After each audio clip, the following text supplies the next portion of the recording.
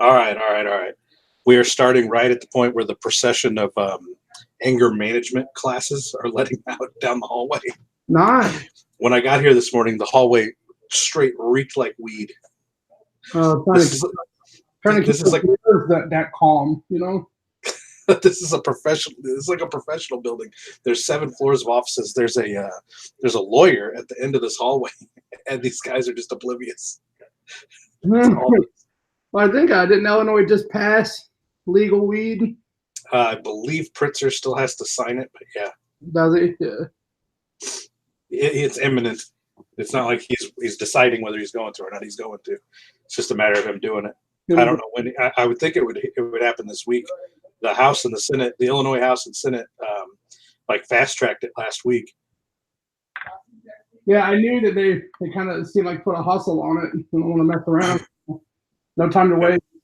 No time to waste. It's only been what has it been 150 years. It's been illegal. Yeah, well, at least they're in more of a rush to do that than they were to get a budget for our state. You know. Oh, it's such a. Don't even get me started, brother. Don't even get me started. Yeah, let's not go there, I guess. But This state infuriates me. What I want to see happen is I want to see Chicago annexed and given to Indiana or made its own state. And rural Illinois is not represented by fucking the interest of Chicago. Is there like some sort of movement trying to do that, trying to separate it from the rest of Illinois?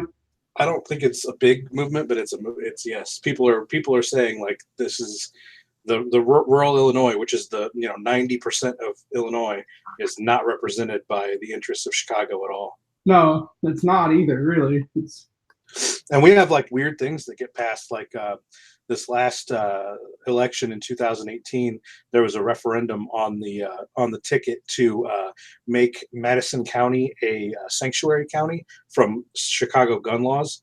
Yeah. So Illinois is trying to pass all these insane, really intrusive gun laws, including like jacking up the price of concealed carry permits and shit.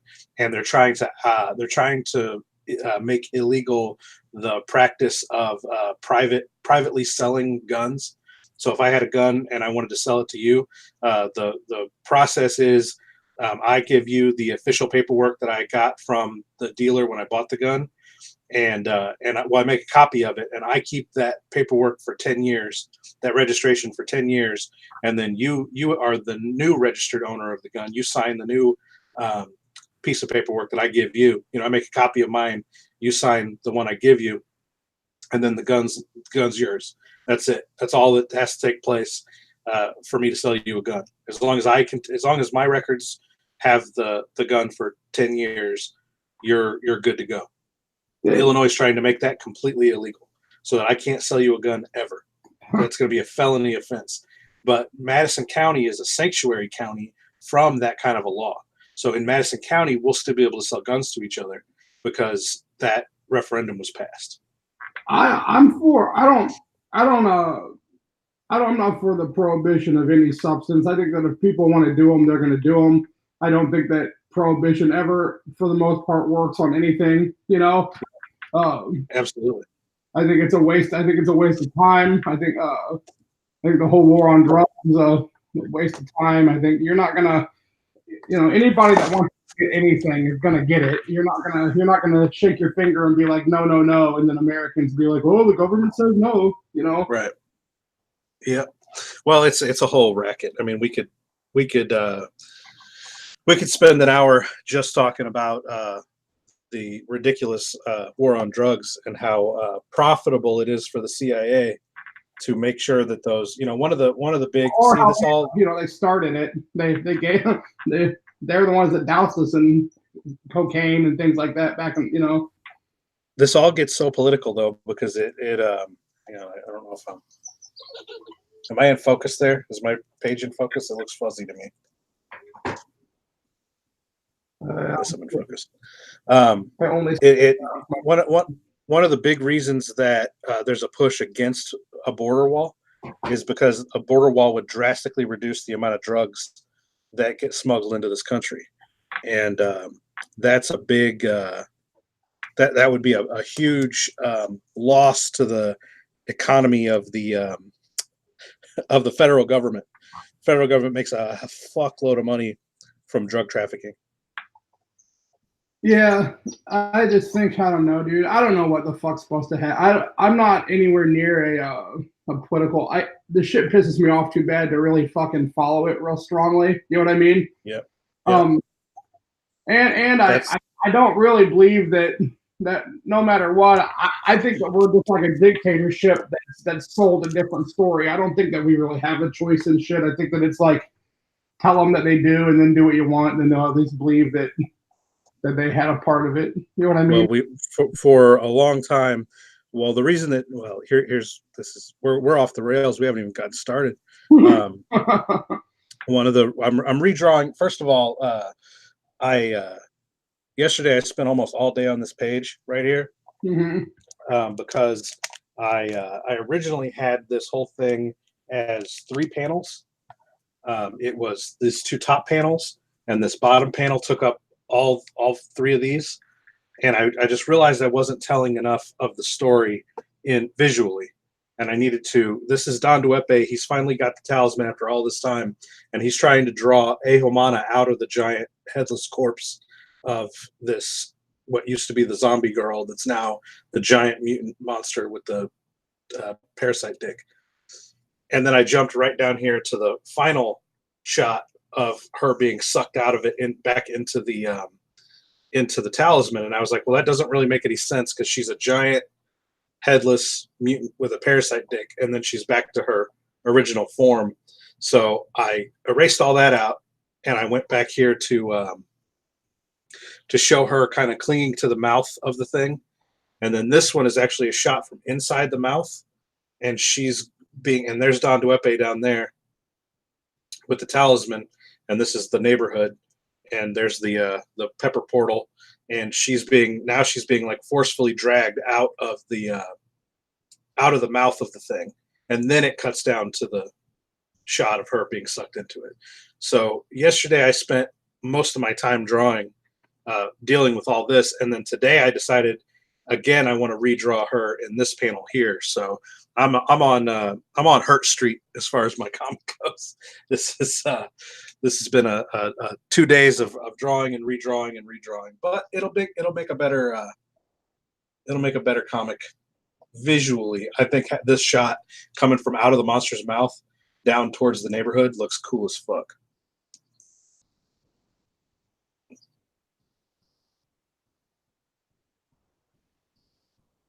And I lost Brad. We dumped Brad.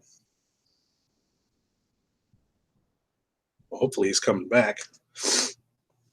Let me see what's happening here.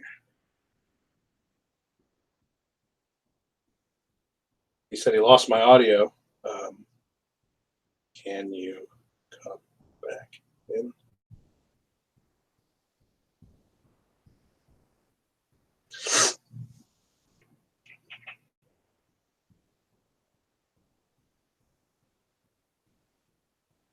This is the fun part of doing live shows, gang, on Google Hangouts. It's a very unreliable medium. It's free. I love using it. I love that it's offered as a service through Google, but it is wonky and janky as fuck. And it rarely works the way it's intended to work.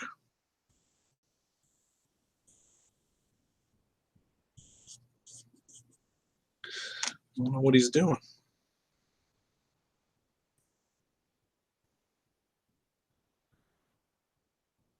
I'll send him another invite here real quick.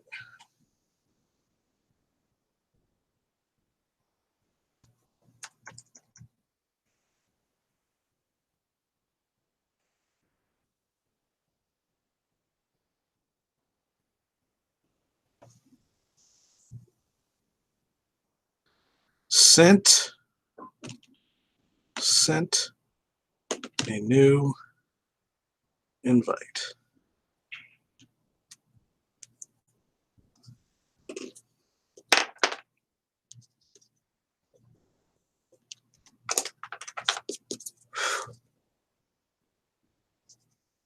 I want it to be this. This.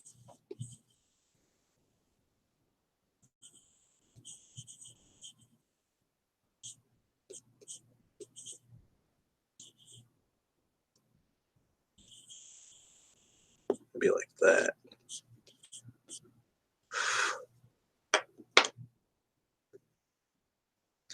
This is my method. This is how I get to where I'm going. If the video quality is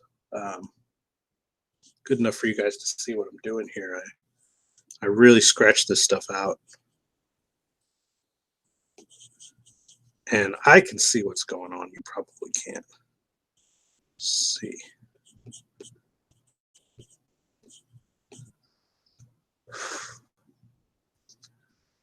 What's happening here?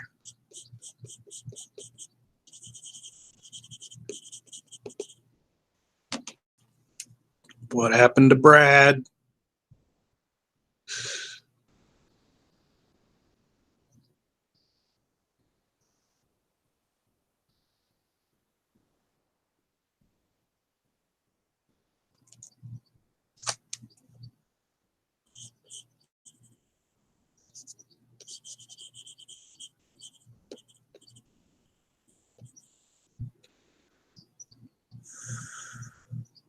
All right, that looks good.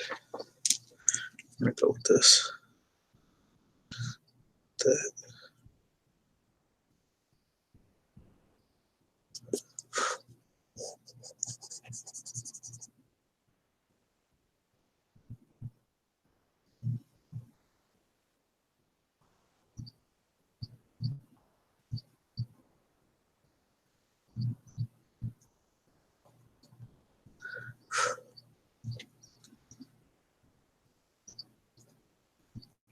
That.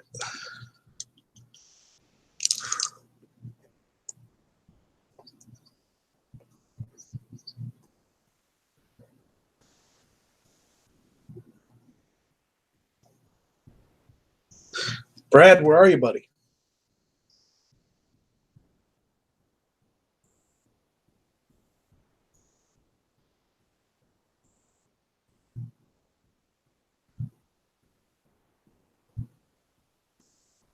Boy, we have really shit the bed here in episode 3, haven't we?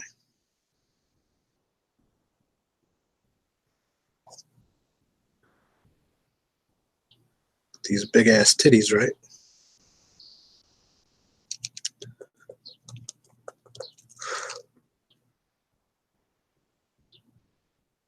There it is.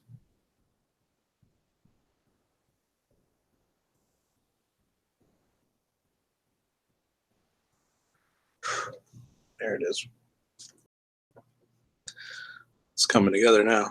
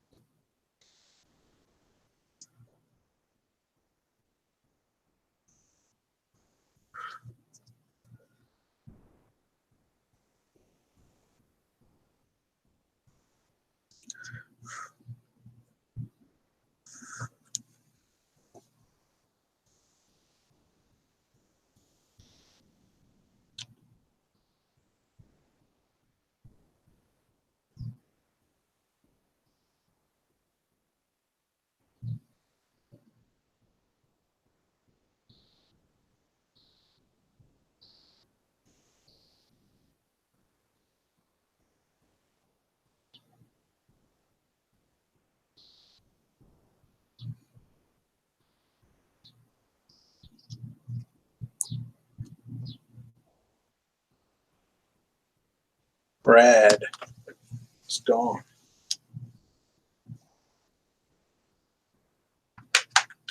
Maybe he'll be back. Maybe he won't. Maybe he's quit the show. That was fast.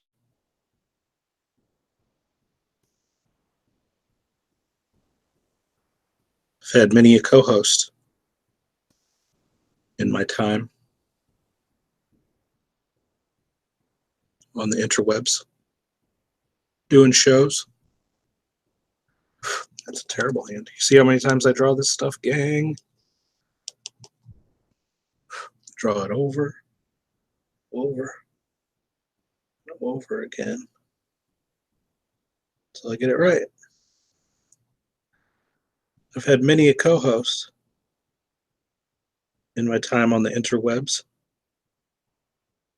I've never had one quit after 2 shows though. Two and a tip of the dick. We barely got going in episode 3 here. Maybe he's sick of my shit already. I'm not a very likable fellow. I have this belief that that really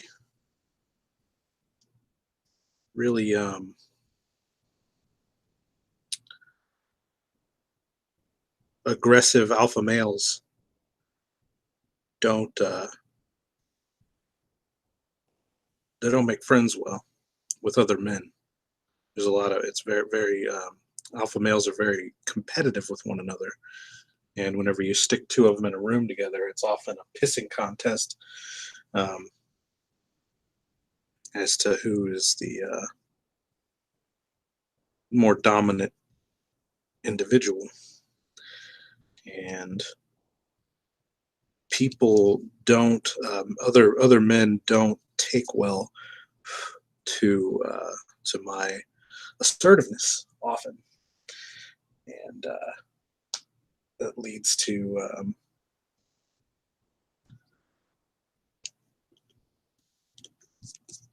a lot of fallings out with other males throughout my life because I refuse to be subservient to anyone, and that doesn't sit well with some people. Let me check my phone again, see where Brad's at. Still incognito. Where'd he go? Maybe I made him reconsider drawing altogether. Maybe he's decided that this ain't his bag. This ain't his gig. He decided to go into plumbing. Right on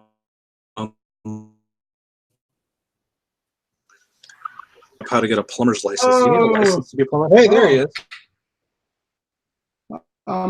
Can you hear me? Yeah, can you hear me? Yep. I was just speculating as I drew these big butt cheeks. I was. Can you see that? Can you see my butt cheeks? Oh yeah. As I was drawing these butt cheeks, I was speculating as to what happened to you. I thought, oh, you're gone again.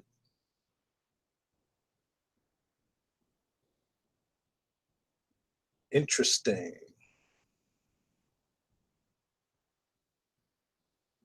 Very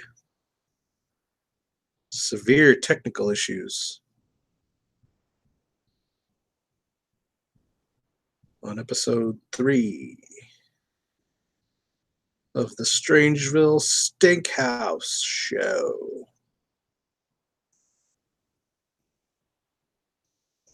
And this is quite a stinkhouse today, gang.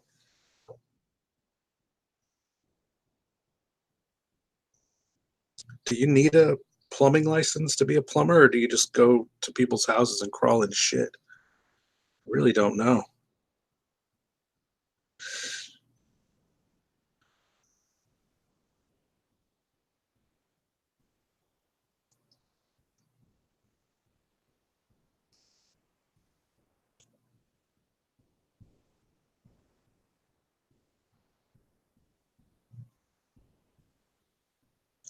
I want to maybe turn her head the other direction. That's what I'm thinking about now. I'm thinking, should she be looking back at the fellas? Because I don't want to do what I'm trying to avoid here is I'm trying to avoid repeating the same pose over and over and over again. And if the broadcast is clear enough, I don't think it was yesterday while I was showing shots, but if the broadcast is clear enough today, you should be able to see these 3 shots of Ahomana's face, and it's looking a little similar to me. It's looking like these shots are, the whole point of breaking up panels is to show different shots and different views. And I'm thinking that our shot here is too similar to the others. I'm thinking that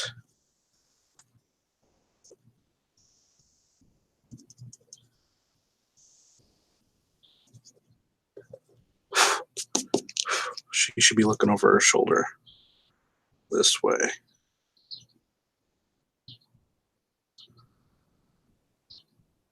Like this.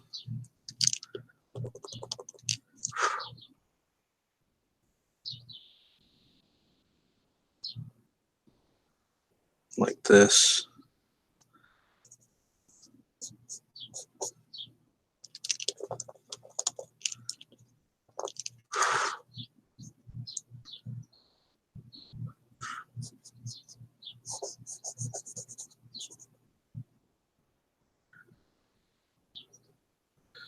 Like this.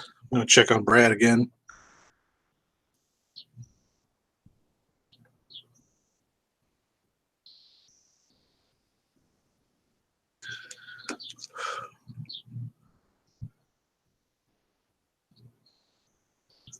Thinking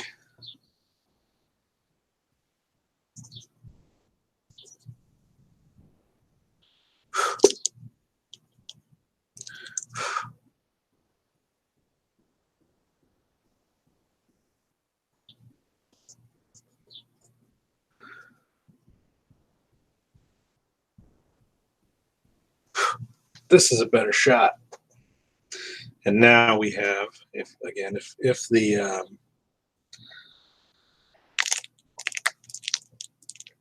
the connection is strong enough that you guys can actually see this and it's not just blurry crap, now we have that shot, and that shot, which I think is more dynamic than what we had there previously. I think we have created a more dramatic and dynamic page by going back in and doing a little extra work.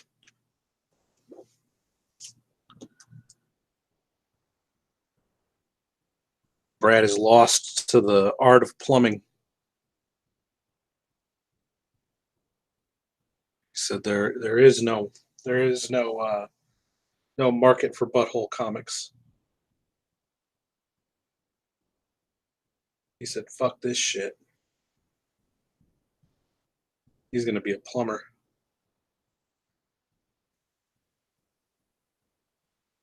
He's going to get licensed in the art of plumbing.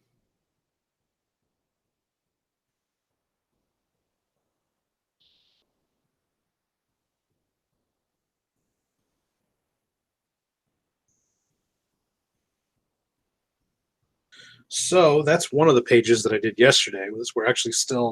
We're a day behind my pages. This is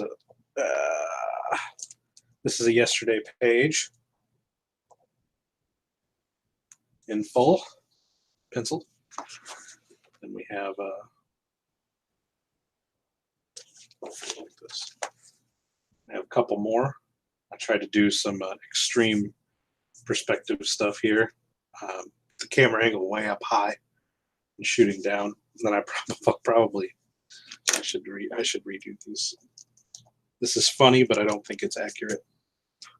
I think there's at least a little bit of leg showing. There should be at least a little bit of leg showing.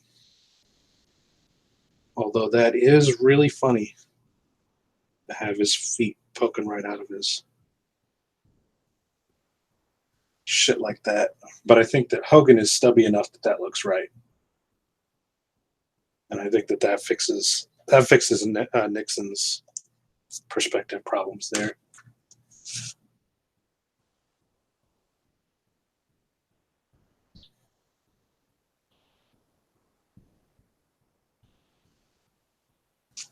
And then did this page yesterday, and this was an easy one. These are these big these dialogue pages. Here's Brad trying, dude. Some sort of construction behind my house. Must be doing something weird to my internet. It's just dropping in and out. It's okay. I'll run the show for another 10 minutes or so.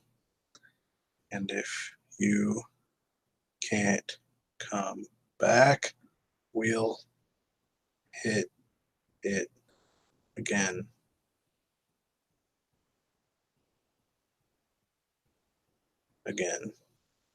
Tomorrow. Yeah, I'll send that invite.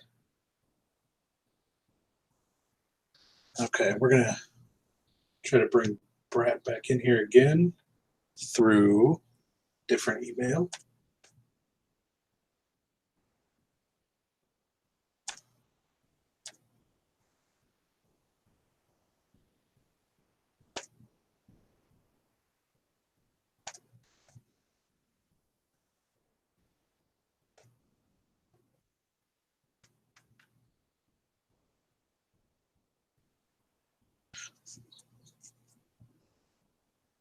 Sent.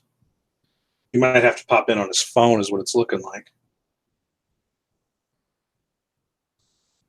See if his phone has a better connection than his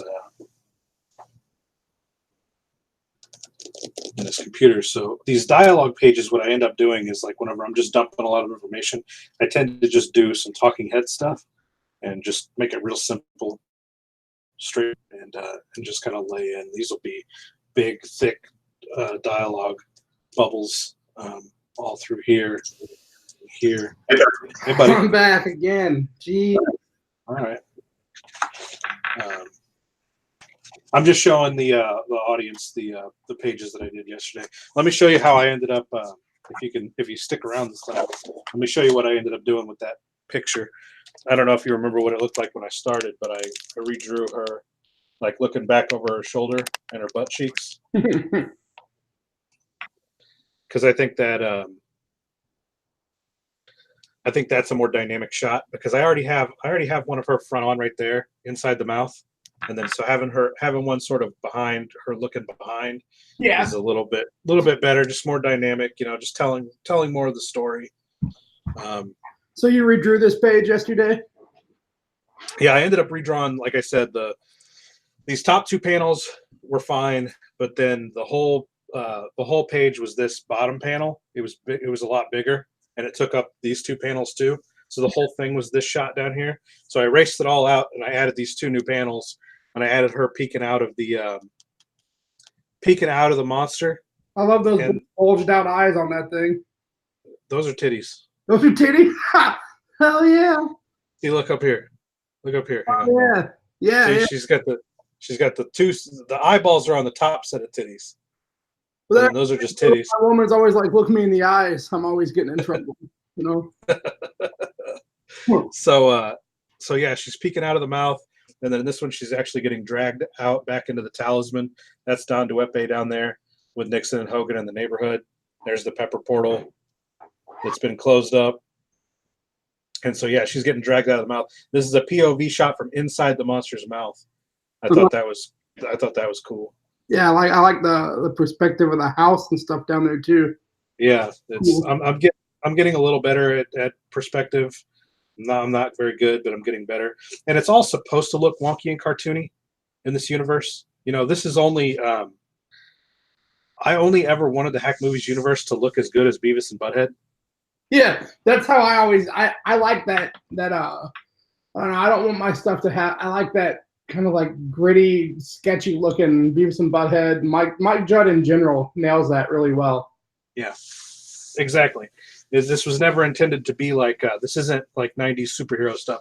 A lot of the indie stuff that's coming out right now, that's like white hot on the scene, is like a throwback to 90s superhero stuff like Image Comics, and Yeah. they were like real heavy. Like Todd McFarlane and those guys are really detail oriented. Like they really Dude, some of the art in those Image books is some of the most unbelievable comic art ever made. Probably it's unbelievable right, stuff in those books. right. And that's not what this is at all. That's not what this is intended to be. So if you come, if if our audience is mainly geared towards that, towards all these throwback books that are like more like the hyper detailed Image 90s stuff, that's not what you're going to get here. What we're doing, and especially what I'm doing here, and Brad can attest to his own style, but what I'm trying to accomplish here is to tell the funniest story with the weirdest art I can. Like I want these houses to look fake. That's I want this stuff to look fake. the main character in my book is a 12-year-old boy. So me and you always talk about that. I always try to have a weird awkwardness that your life's full of when you're a 12-year-old boy. Nothing you do, even if Junior's holding like a laser gun, he ain't holding it like a badass. He's holding it like an unsure, Right. Awkward kid would hold a laser gun. Absolutely. So here's the last last page I did yesterday is more exposition. This is Now is this a redraw too, or is this another one that you? I didn't. No, this was pretty much went the way it was supposed to go with the way it was laid out. This is the last page I did yesterday. This is page number 4 from yesterday, and it's pretty much if you can see here, it's Tony's back there. Tony's been chopped in the face with a dick axe. He's been resurrected from the dead. He's been grown into a giant. He's had zombies spewed into his face. He has had his body transformed into a mutant body, and he's been flung into Nixon's house where he's now stuck.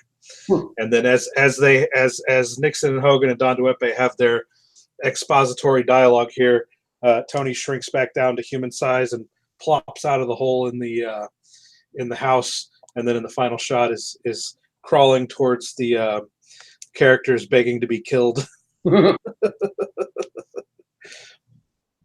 Things don't go well for Tony in issue 3, as you can see.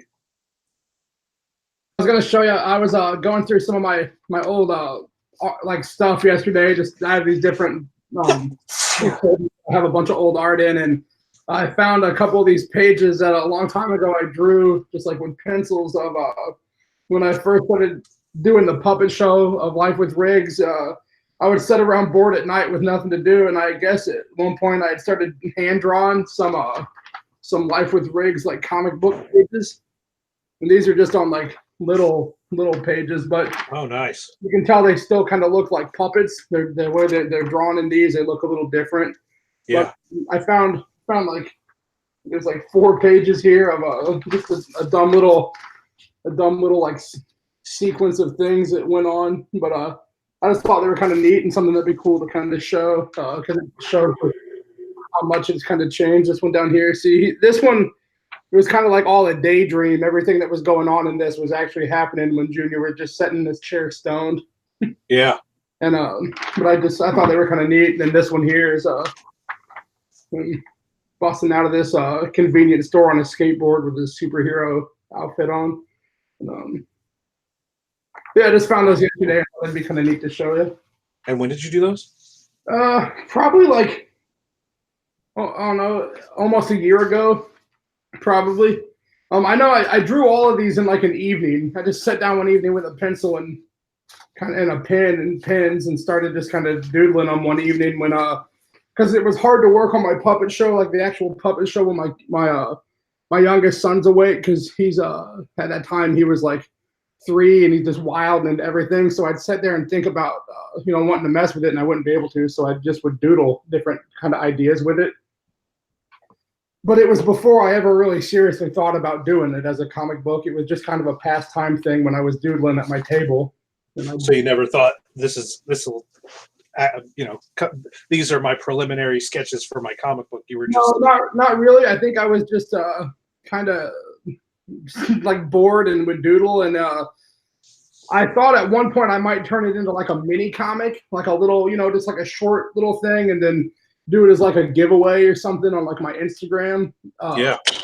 I never thought about turning it into like a big full length comic until probably like almost like a year later or something. But right. I forgot all about them. They were tucked in the back of this big like binder thing I have, and I came across them last night. I thought it was kind of funny. I get to draw Don Duepe's dick here real quick. Perfect. Every time I try to switch over to this to my screen share is when it boots me. So that's weird. There's like, we heard it first thing this morning. There's some sort of construction going on behind my house, and I don't know if maybe that's what's screwing with it. Maybe I'm telling you, this thing every day will fuck with us, and we will never know why. And we'll be like, it fucking worked just fine yesterday. What in the world is going on here? Could the problem be? And it's free, and we're talking to each other in real time on video, like fucking Back to the Future 2. Yeah, so it's an awesome platform for sure. It might be a little buggy, but it also could just be something going on within this area too. Yeah. I am underwater down here. I'm sure things aren't going as well as they could be if I wasn't scuba diving right now. I wonder how long that's all gonna stay that way, man. Floods usually stick around. I mean, the water, the river itself will recede down. Got to give him some huge balls here while I'm at it.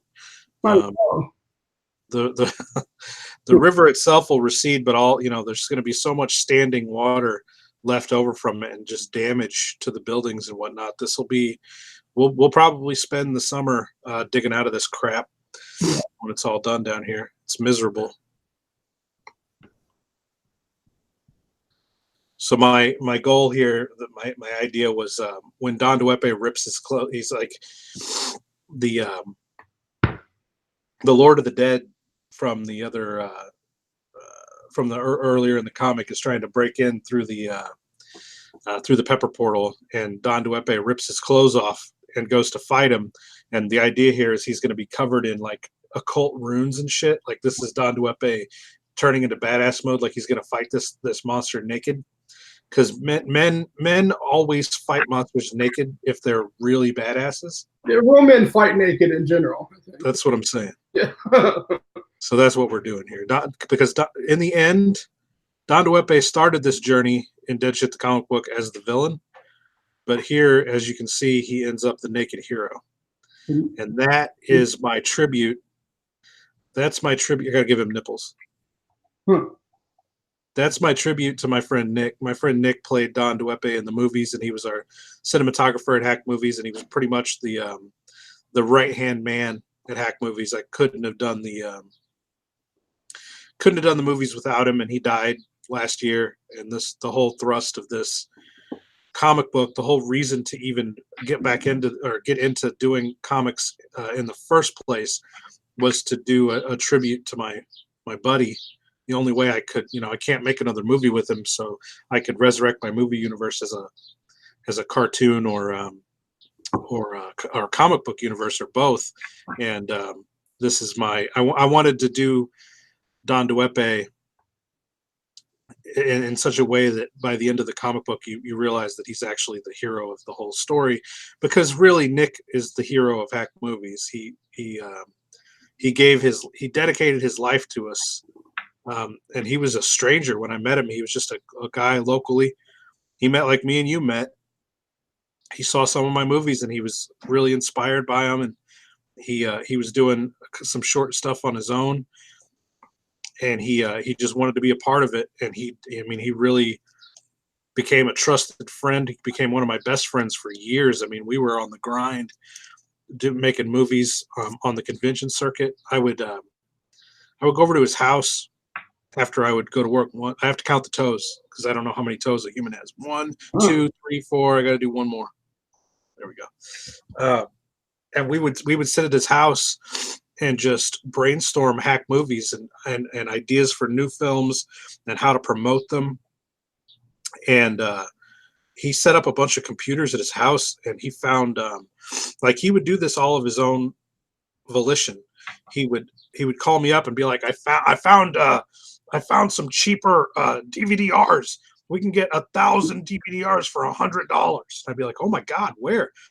And he would just find them on some website. And so I'd buy 1,000 DVD-Rs, or more like I'd buy like 5,000 DVD-Rs. And he set up this assembly line at his house where he would have 4 computers burning promo discs with a bunch of trailers and teaser scenes from the movies on them. Yeah. And then he found a custom stamp website. And so he was like, send me the font of the movie titles. I'm like, what? What are you talking about? He's like, just do it. And so and I'm talking in his Don Duepe voice for some reason. That's not what he really sounded like. He's like, just do it. And so I'd send him the fonts, and he put together the fonts of the movie titles in into custom stamps, like big wooden stamps. Oh, And he bought an ink pad, and so we would print all of our Hack Movies promo discs on these blank white DVD-Rs, and then we would stack hundreds and hundreds of these things all over his living room and dining room, and then we would stamp these motherfuckers with our title and logo on them, and we would take these thousands and thousands and thousands of DVDs to horror movie and comic book conventions, and we would hand all these out in little white paper sleeves. Like I've actually got some over here. I can actually show you guys. I actually have old Hack Movies that have the. Oh, that's not one. That one's actually kind of. That's a newer one. Here's the stamp. This is what one of the stamps would look like. So it has the title, Dead Shit, and then we had a different stamp that was the Hack Movies logo. And then for more info, visit hackmovies.com. It would be 3 different stamps. So we'd go and we'd hit these things with 3 stamps. And this is just a DVD-R. And it was Nick that came up with all that shit. That's a beautiful looking dong laying there, bro. I love how I'm like telling this heartfelt story about my friend that died as I'm drawing a picture of his dick that's at least. Well, I popped back over to see it because I was on my screen, and I popped back, and it was a beautiful story, and that's an awesome. I love when you hear the passion that goes into to things that are like people look at it and they see the ended product, but they don't see all the passion that went into making that story. Tells a lot of what people do and go through to have the things that they create, to do them. And it's awesome when you can find a person that connects with like what you're doing the way that you said he did, Absolutely. He made it his life. It sounds like he took it on as like his own passion too. And that's a pretty awesome thing, Yeah. Now he's got a 2-foot dick. That's at least 2 foot, don't you think? Like, I would. I mean, it's knee length. Knee length. And it's a big around as a barrel. I mean, let's not skip on the girth over here. It's like a 3-year-old's arm with an apple on the end of it. Is what it looks like. While you were gone, I was speculating that you would quit, that you would rage quit the show. You'd already gotten sick of me. No, rage quitting, dude. My son plays video games, and I played games too, but I guess I just don't have the mentality of a rage quitter. If I'll lose, but I'll just take my ass beating and then play again, Right. But man, dude, my son's had some epic rage quits where it's like you need to take some breaths and go sit down, But yeah, rage quitting is I don't know, it's not really in my style, but that's what I was thinking to myself when all that was happening, I was like, I bet this dude's just like, this guy's a moron who doesn't know how to use the internet. You know, he wouldn't be completely wrong. You know. No, because I told you before we started doing the show, I was like, well, if you want to do a show every day, we can do a show every day, no problem. But understand that it's never going to work. It's never going to work right. Yeah. It will never work right. But anyway, I decided that you had rage quit, and you said fuck comics, and you were going to be a plumber. I mean, if I was going to do something, plumbing seems like it would be my natural progression. You know, I'm already always ruining toilets, so I might as well figure out how to fix them. You know. I was speculating about whether or not you need a plumbing license, or whether people just let you in their house to fix their shithole. I mean, I think if I show up at your door, most people would assume like he's here for the toilet. This guy's obviously here to fix the toilet. He's obviously here to fix the toilet. Yeah. I couldn't think of any other reason. I mean, or they just mace me right off the bat. Maybe both. Like we just needed to make sure, we need to calm you down a little bit there. Big guy. They're a mace, and then they're like toilets the first door on the left. You know. Yeah. So what are you working on today? Yesterday I just wound up inking a few pages. I didn't really do any color stuff, so today I was just kind of starting to color in the pages that I had inked yesterday. That one I keep trying to work on. It's just this. I don't know if you can see that or not. I don't know if that popped up or if you're still looking at me. I'm still looking at you right now. Awesome. I'm sorry about that. Oh. But I was just actually inking the one that I was working on yesterday. But I'm starting to get a lot closer to being done with these last 5 pages. And the first ones I was kind of like really systematic. Like I'd just do 1 page at a time. But I find myself at the end here, I don't know if it's just because of like the jitteriness almost being done or what it is, but I just keep jumping around. Like I got all of these last 5 pages started, you know, and I'm just kind of, it's like whatever I kind of feel like doing on the day that I am working, like on that day, I just kind of work on whatever. And it's kind of fun to do it that way too. Just because it kind of keeps it new and gives you a bunch of options. But I drew these last 5 out, and I think I got so excited about having them all done and being able to see the end that I started working on all of them already, you know. Yeah. But I won't be too much longer, and then I'm going to start an Indiegogo. I think I'm going to wait till the book's just done to start my Indiegogo campaign, maybe. Yeah. I can't decide how I should do it. I've never done one before, so I don't know if it'd be better to start it now when I'm like probably, you know, I couldn't imagine me needing more than like 2 weeks to have this whole thing lined out. And I mean, that should be cover and everything, you know? Yeah. So I can't decide if I should start it right now and wait till I'm 2 weeks from done, or if I should just wait till I have the complete book finished and then do it, you know? What do you think? Well, I've only done the one, so I'm not an expert by any manner or means. But I do look at everybody else's. I watch how everybody else does their stuff. And it seems to me that the most successful campaigns have the most amount of art and cover. And because once you get into Indiegogo and you start messing around with starting the campaign, it's going to ask you for like a bunch of different sizes of art. Mm-hmm. It's going to ask you for headers. It's going to ask you for, and then give us 5 sample pages, and then give us a cover, and then give us this, and it's got a bunch of different aspect ratios that it wants those pictures in. I spent about 5 days just doing the art in the aspect ratios that they wanted.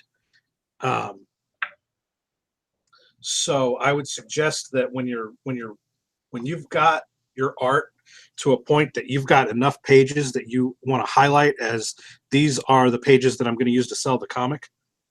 These are my, comic pages that I'm going to show the world.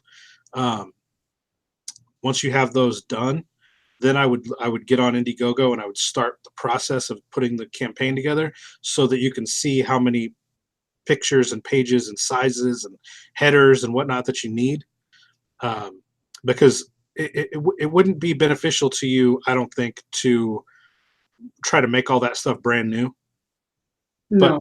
but to use pictures from your actual comic, and Yeah. then that kind of gives your audience a good idea of what the comic's going to look like.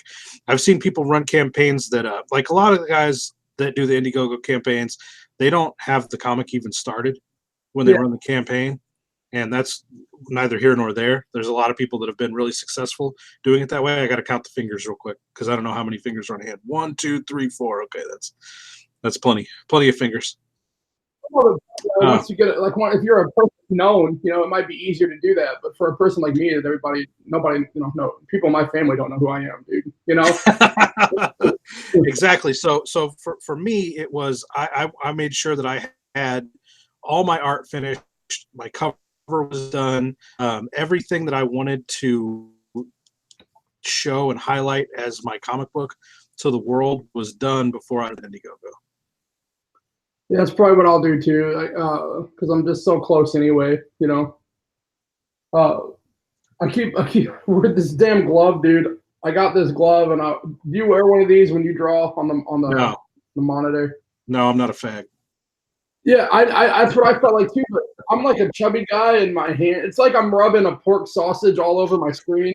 It's like, Yeah, it's that's what people say. It's like if I poked my pencil or my pen into like a bratwurst and then started to somehow mash that all over the screen. So then and it really does make a difference. But then every time I notice that I'm wearing it, I'm like, oh man. And then I keep wanting like a Phantom of the Opera mask because I feel like to go along with it. The Phantom of the Opera glove. That's what it is.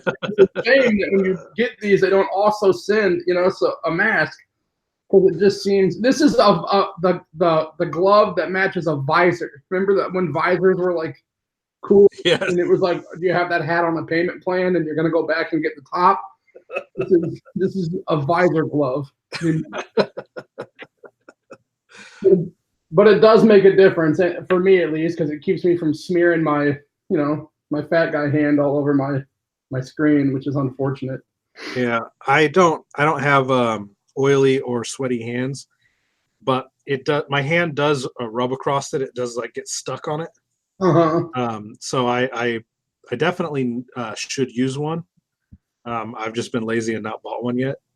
Well, my monitor just came with one, so I guess I wouldn't use one if it hadn't came with one, because I'd be like, those look ridiculous, and I wouldn't have did it. I don't want to suck dicks and right. put this on. I definitely don't want to wear this glove because it's clearly a blowjob glove. Yeah, right? It's like it's a blowjob glove for guys that don't want to touch balls. Right? Yeah, with these two fingers. When you get your hand going. Well, what it would do is you don't want to bump against the balls with your bare hands, so you have that glove. Keep these fingers free for like butthole stuff. Oh, there you go. Because butthole stuff could really ruin a glove. Yeah. Well, maybe. So it's kind of nice, I guess, for that aspect. I guess I'll take this out of here with me later now that we've talked about it. But no, you gotta come with me, glove. With me, glove. But every time I see myself sitting here wearing it, I'm like, what the fuck is wrong with you, man? What's wrong with you? No, that's a normal. I mean, I watch so many drawing streams these days. That's normal. Almost everybody wears them. If you're doing digital work, you should wear one for sure. Yeah, especially if you have bratwurst for fingers like I do. Well, I think we're about at our hour, aren't we? I think so. I don't know. I rarely ever know what time it is, Kevin. Like you spent so much time researching plumbing. Right. Well, if you guys could have known what was happening here, it was mostly just me sitting here screaming at my computer, just holding on to my desk and like like that, and then eventually it popped back on. So it must have worked because I didn't do anything to fix it. It just popped back on. It's funny. When I got kicked out, it was like everything was gone. It was like I had no internet, and then all of a sudden all of it popped back up, and I was like, all right. Okay then. Well, that works, yeah. So hopefully whatever the hell they're doing behind my house is done by tomorrow. I don't know what they're doing over there, but there's all kinds of big trucks and dudes in like those big like way up in the air and crates, Yeah. Work on the power lines or something. Something. So yeah, got that strange stink going. Yeah, we'll get back at it again tomorrow. I finished almost the whole page today. I got my redraw done. I got my big gigantic Conduepe dick. Started working on some Thing is Nixon and Hogan.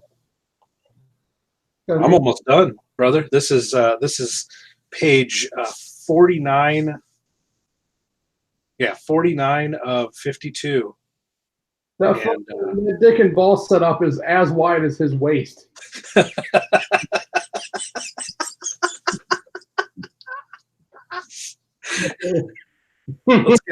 Let's really appreciate that. Yeah, that's a fucking rig. I don't even know. Let's really appreciate that. I love that it's almost like it's coiled like a cobra. Do you see that? It's like it's ready to strike. That's a master of dick action poses is what you could call it. It's like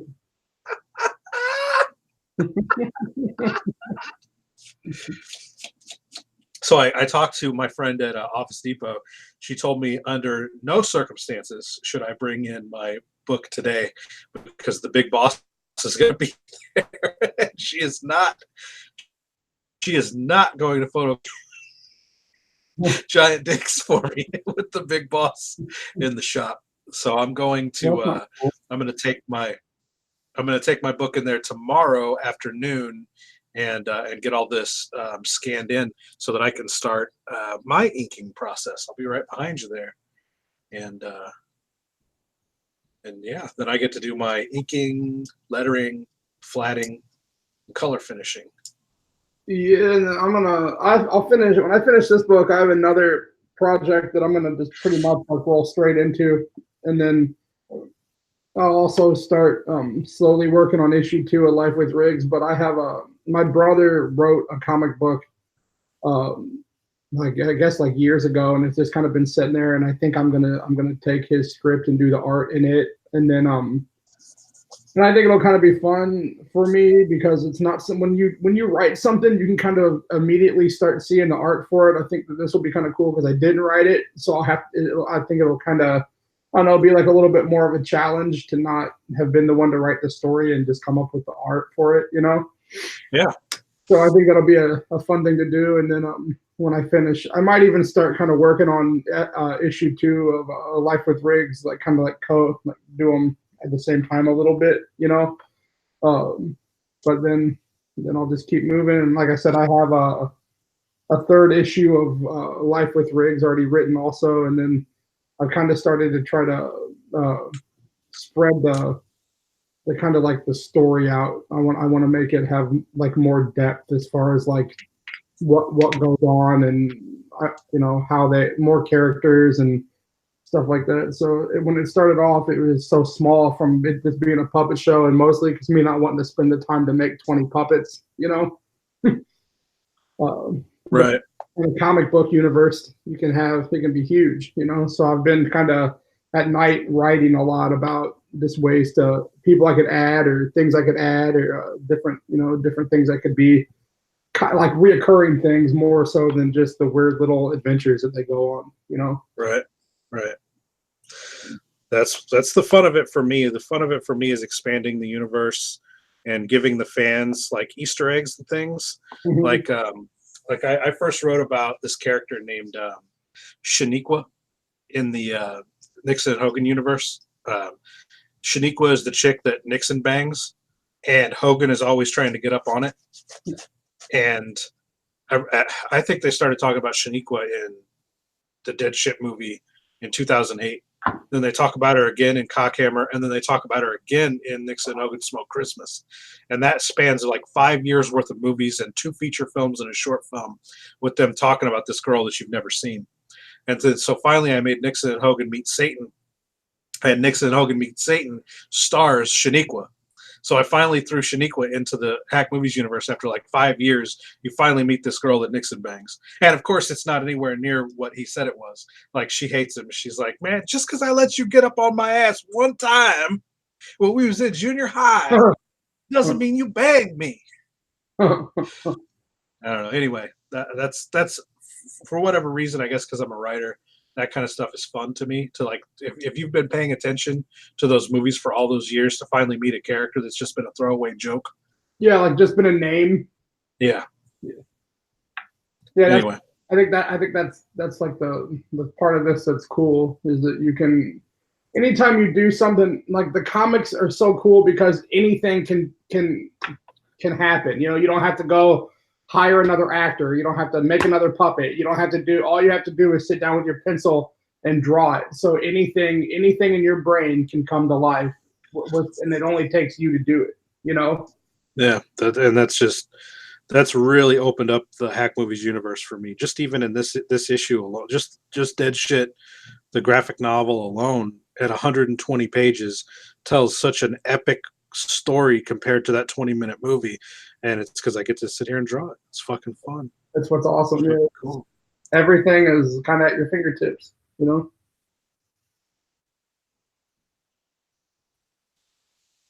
I have a stroke anytime soon.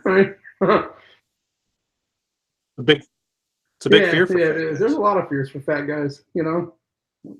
Well, you said you're going to move on and work on your brother's comic and maybe start working on Life with Riggs issue 2 when you finish with this. But I'm gonna fuck myself, and not in a good way. When I finish this, I am not going to let myself start another comic book until I drop down to 200 pounds. Really? And I'm probably at 275, 280 right now. Yeah. This year of sitting here working on this comic book, I've just been eating garbage fast food and gas station food, and I have just put on so much unhealthy weight that if there's just no excuse, you know, if I want to be able to keep doing this, because I work every day. I work 7 days a week. I don't take any days off, and I work from 9 a.m. until sometimes 10, 11 p.m. And that kind of it takes endurance to keep that going. And I find myself getting weaker and weaker and weaker throughout the evening as I get older because I carry so much weight. Yeah. And it's just becoming, it's like, to me, it's like the reason that I don't do drugs or drink is because if I'm on drugs or drunk, I can't work. And if I'm to the point where I'm too fat to work, then that's in my way as much as drugs or alcohol or video games or any of that other stuff was. It's like, it's weird. You'll wind up having the cheeseburger OD, and a lot of time those are fatal, you know? Exactly. And so I already planned on taking a break between comics because I want to try to get, I want to do a lot more figure studies, and I want to really try to refine my style. And I had planned on taking maybe a year off between this comic and the next comic. I don't quite know if it's going to be a year now, but I want to set that goal to where I'm going to be in here every day and I'm going to be working on art. I'm going to be drawing. I'm going to be doing figure studies, and I'm going to be really working on cartoon anatomy and perspective and foreshortening.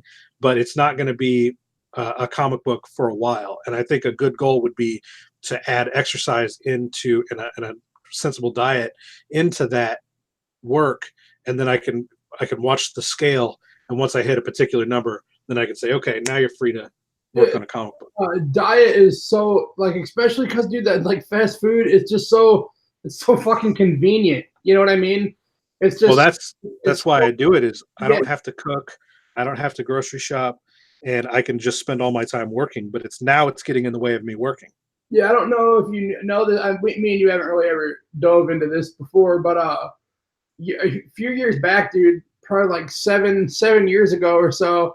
I actually, like right now, I'm way skinnier than I was at one point. Like probably about 7 years ago or so, I went through a real weird patch of agoraphobia. Do you know what that is? It's fear of crowds, right? Fear of being outside. I couldn't leave my house. I couldn't leave my house, dude. I would like stand at the door and want to leave, but I just couldn't. I couldn't. It was weird. It was a strange time. But whenever that happened, I got so kind of, guess like you would say, depressed with not being able to go anywhere, that all I did was eat. And I was 510 pounds at one point. That's big as fuck, dude. Big as fuck, right? And then I kind of got some of that straightened out and started kind of working on some of it. And now I'm I'm a lot littler than that. I'm still a fat dude, you know, but I'm not a Right. 500-pound fat dude. Right now, I think I'm weighing Right. like 370 something, 375 or something like that, which It's a is lot of loss. still a fat dude though, you know. And so sometimes I'll get to where I'm like, yeah, well, I don't weigh 500 pounds, but I still need to drop, you know. I still would like to drop a lot more weight, and that's something that me and my lady have been talking a ton about. Is just like what we're gonna do to get it done, and the importance of getting it done, you know. Yeah. Because as we get older, dude, that weight it's worse to carry as we get older, you know. Yeah, and it just starts so many medical issues start popping up, from diabetes to gout and all kinds of different debilitating things. Blood pressure. I'm on blood pressure medicine because of my weight, and there's I'm just on no huh. I'm on cholesterol medicine. Yeah, there's just no reason for that. There's no it's all just because of laziness and convenience for me, That's and because I don't want to cook and I don't want to grocery shop because it cuts into my ability to create. But if I'm dead, I can't make anything. right. Yeah, so you might as well make dinner for yourself, you know? Right. Yeah, dude. But that's something that me and Amanda have been trying to take more serious too, is just like thinking about our health and, you know, being able to be here for as long as we, you know, can, you know. Yeah, you guys got kids too. Yeah, yeah, and then our youngest son Oliver, he was just diagnosed with autism, and so you know he might. Your kids always need you, you know, no matter what. But when you're dealing with something like that, like Yeah. he might really need us for you Yeah. know for a long while. So it's been something that me and her have been really taking a lot more serious and trying to make real steps at just eating smarter and healthier and being more active and stuff like that. Yeah, But maybe we can make all that part of the show too. Just talking about where we're at and what we're doing, trying to be good make to all that better. be good to keep us accountable too, you know. Yeah, Uh, but yeah, it's that's what I. that the diet, man. It can make you feel so shitty just by eating the wrong thing, and then just like wreck your whole day, you know. Yeah, I mean, I'm used to. It's like an alcoholic. I'm used to it. If I was to smash 3 cheeseburgers right now, which I could do instantly, it would slow me down, and I would be lethargic, and it would, like a normal person would probably have to go throw up and take a nap Right? after they ate that. I can coast through it like a fucking professional because I've been doing it for so long. But it's not good. It's not healthy.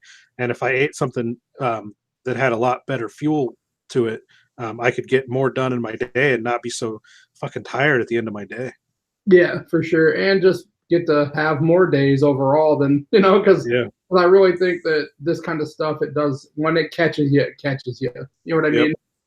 It's Yep. For the human body can endure a lot, but for a lot of us, once you go over the cliff, there's not much time left. no, It's yeah, like dude, I was fine yesterday, and today my life's wrecked. yep, yeah. That's why.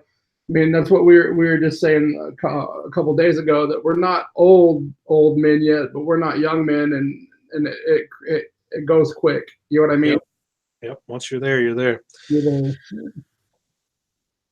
Anyway, what a way to end our butthole show. All right. know. I guess we'll call it good, and I'm gonna keep drawing dicks.